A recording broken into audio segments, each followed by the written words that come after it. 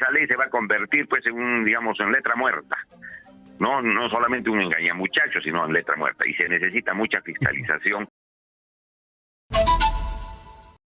Conversamos con el ex parlamentario de Acción Popular y también ex candidato presidencial, Exitosa, el señor Johnny Lezcano. Señor Lezcano, ¿qué tal? Buenas noches. Bienvenido a Exitosa. ¿Qué tal? Muy buenas noches. Gracias por la invitación. Permíteme una opinión. Ya. Respecto a la noticia que has detallado hace unos instantes.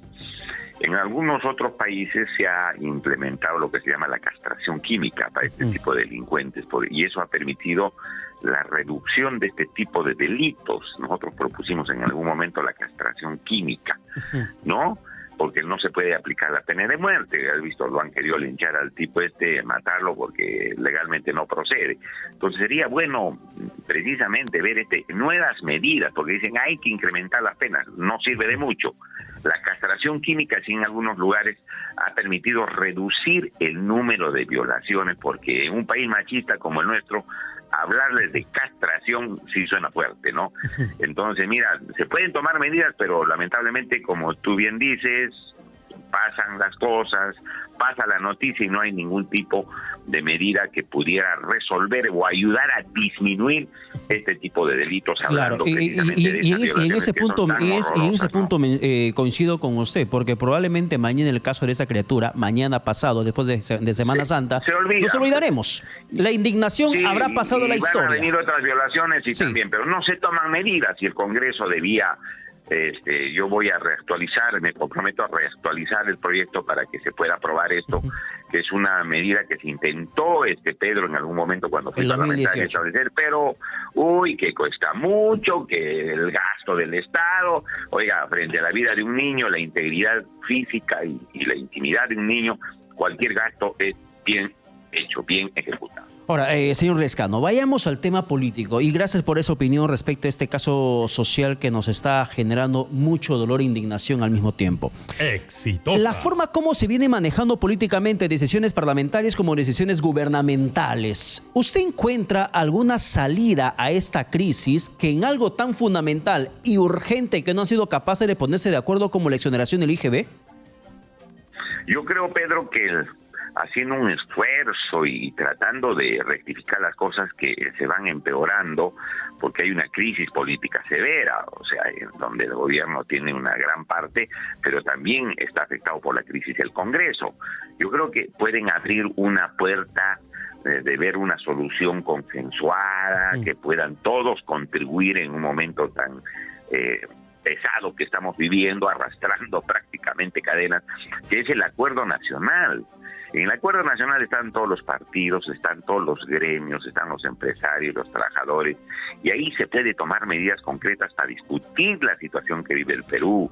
Ya se ha pedido, se les ha dicho, ojalá que el presidente lo pueda tomar y convocar al acuerdo nacional para ver una puerta de escape a esta situación tan grave que está viviendo el país, que ya se ha comenzado a hablar pues de adelanto de elecciones, ¿no?, de renuncias y todo lo demás. Entonces hay que hacer un esfuerzo para lograr, ¿no es cierto?, que todos empujen el carro para poder llegar a una buena meta. Claro, pero puerto, no se está manoseando el tema del acuerdo nacional. Recuerde nomás usted que para el 26 de marzo estaba previsto una reunión. Y no se reunieron, pues. Por decisión del presidente, que lo postergó. Yo creo que es un ámbito bueno para discutir, Pedro. Yo creo que es un ámbito bueno, si no hay que sacarle provecho pues en el sentido positivo, que se pongan de acuerdo, que se comprometan a cumplir lo que se discute, que se tomen conclusiones, ¿no?, que se saque un provecho en beneficio del Perú.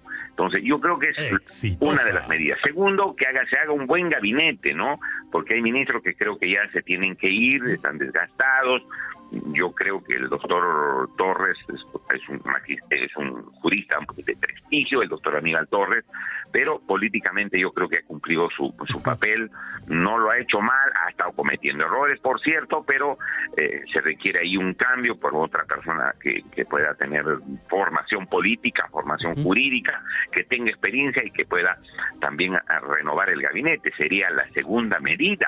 Y la tercera medida es que hayan consensos para aprobar leyes en el Congreso y tratar de atender las necesidades que vive el Perú. Ojalá que hagan eso, porque veo que hay demasiada confrontación también entre el Ejecutivo, como tú bien decías, y el Legislativo. No se ponen de acuerdo, como decías tú, en el INGB. Ni siquiera en el INGB se pusieron de acuerdo y permitieron, ¿no?, el ingreso de lobbies, ¿no? Esta ley tan escandalosa que se aprobó, que hasta la carne de faisán, carne importada, lomo fino y cuscús iba a tener exoneración del IGB, y eso no es parte, pues, de la canasta familiar. Entonces, en esas condiciones, el IGB, la exoneración del IGB, ¿a quién beneficia? A los grandes empresarios que van a ahorrarse impuestos. Eso entra al bolsillo de sus utilidades y se acabó, porque eso no se traslada. Y esta ley aprobada tras el allanamiento del Congreso de la República, que es una figura también de decisiones parlamentarias, tras el allanamiento del Congreso, ante esta exigencia del gobierno de que se apruebe esta ley de exoneración del IGB tal cual han mandado ellos y con la modificación respectiva del día lunes, ¿realmente se soluciona el problema de la crisis de precios que están en una subida fuerte? Yo creo que no, salvo que haya una fuerte fiscalización, lo cual dudo, porque como hay crisis en el gobierno, crisis en el poder legislativo, no va a haber, pues, mecanismo para fiscalizar el cumplimiento de la exoneración del IGB. Ya han salido, no sé si los has escuchado, a los representantes de los panificadores, también, a los que hacen pan, la Sociedad Nacional de Industrias, avicultores, los que crían pollo y venden pollo, han dicho: no, señor, no se puede hacer la reducción del impuesto general a las ventas.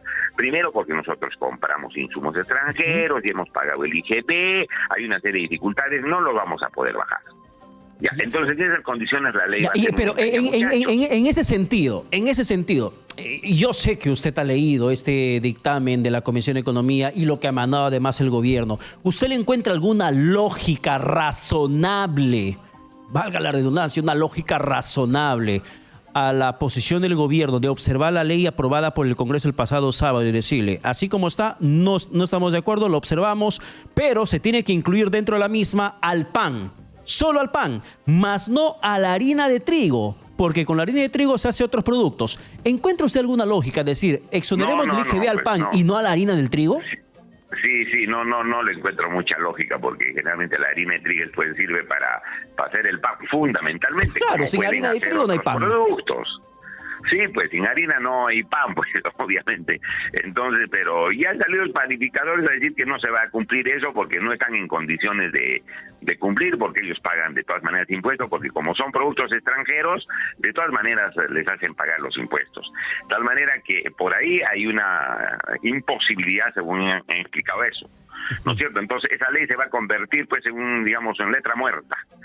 No solamente un engañamuchacho, sino en letra muerta. Y se necesita mucha fiscalización, quizás ya no en el pan, por las razones que han dado los panificadores, sino en los otros productos que van a vender, se necesita fiscalización. Pero eso no se produce. Mira, yo he estado varios años en el Congreso, Pedro, tú sabes. Siempre se hacía eso, exoneraban impuestos. Finalmente nunca bajaban los productos.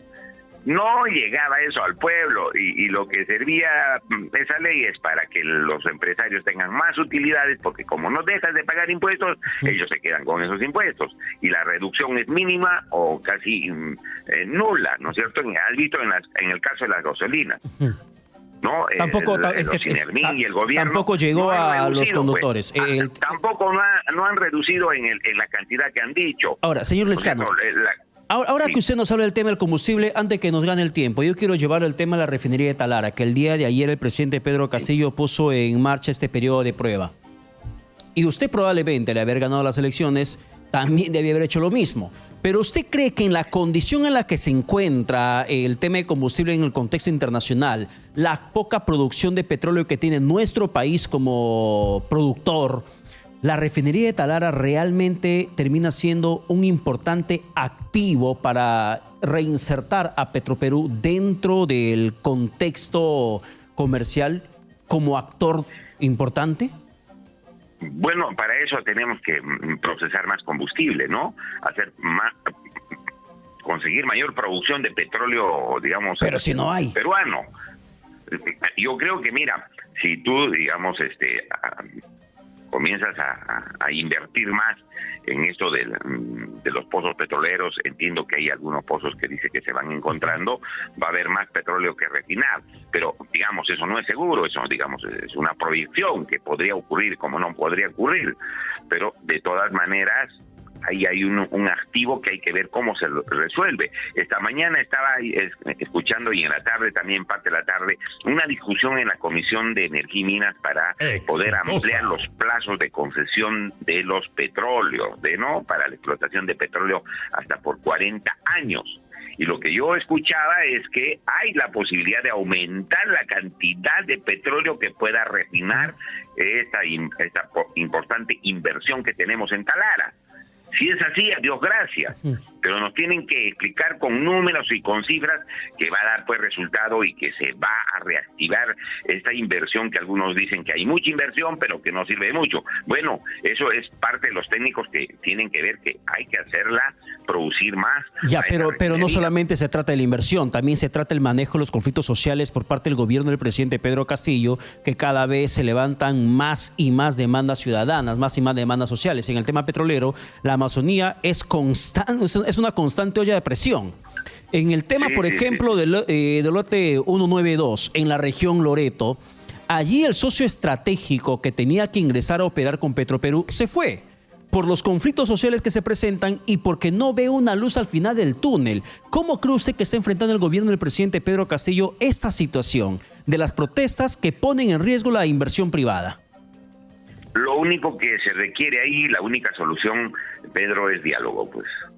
Las mesas de diálogo, ponerlo en funcionamiento, pero rapidísimo y de manera oportuna, esta oficina de conflictos sociales que tiene la presidencia del Consejo de Ministros para resolver el problema, porque si eso no se deja así, van a seguir protestando las comunidades nativas y se va a seguir evitando que salga el petróleo para poder refinarlo, no va a haber un buen avance. Entonces, el diálogo es fundamental y ponerlo oportunamente a resolver estos conflictos que pueden presentar. Y eso es un elemento donde tiene que haber oportunidad para que no hayan pues los desmanes y los problemas que hemos tenido anteriormente. Y Aníbal Torres termina siendo una importante ficha en el ajedrez político del presidente Pedro Castillo para sostener el nivel de diálogo y atención de demandas y evitar que las inversiones privadas se fuguen del país.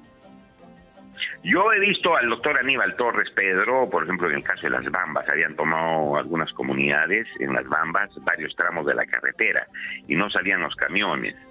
Entonces, el doctor Aníbal Torres fue y resolvió el problema. Estaba hablando de hace algunos meses, casi más o menos a la mitad de su mandato. Y a otros lugares también ha ido y ha resuelto el asunto. Lo que pasa que vino la discusión política y ahí tuvo que contestar fuerte y metió a la pata en algunos temas del doctor Aníbal Torres, pero en conflictos sociales sí ha tenido un resultado positivo, porque ha evitado los conflictos en varias zonas.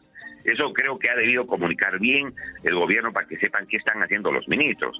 Pero de lo que yo he visto una persona que ha estado resolviendo problemas, solamente que en el aspecto político ha sido muy confrontacional. El doctor Aníbal Torres ha hecho declaraciones que no corresponden y eso lo ha desgastado. Entonces yo creo que por ahí o sigue y se modera y trata de regresar a su antigua gestión de estar yendo a ver los problemas y bajar el tono en la discusión, o simplemente se tiene que cambiar al primer ministro, pero sí ha estado colaborando, ¿no? Además, Pedro puede tener algunos errores, el doctor Aníbal Torres, pero es un hombre honrado, ¿no? La academia sabe eso, sus alumnos saben eso. Y se le defiende. De derecho se le defiende es una persona desde los fueros donde el presidente del Consejo de Ministros se ha movido académicamente, profesionalmente. Hay una defensa bastante cerrada directamente con él. Pero, a ver, yo quiero terminar en un minuto, por favor, señor Lescano, sobre lo que significa Acción Popular en estos momentos en la coyuntura nacional. ¿Cuál es el papel que está jugando?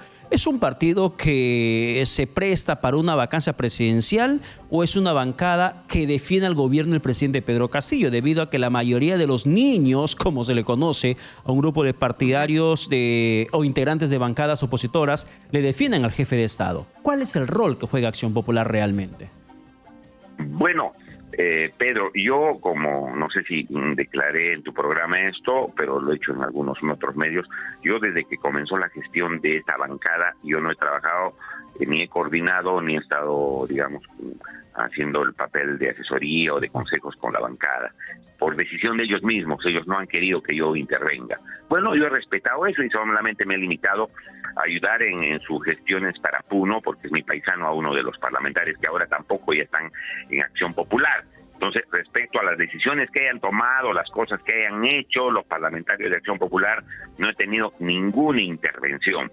Pero el papel, consecuentemente, es una opinión personal mía, en vista que yo no tengo ningún tipo de participación. Ellos deben apoyar lo positivo y rechazar lo negativo. Ese es el papel que debe cumplir Acción Popular, como siempre lo hemos hecho. No ser oposición por oposición, y como somos oposición hay que tirar piedras a cada rato. No, apoyar lo bueno y rechazar lo malo. El presidente Belaúnde hacía eso, Pedro.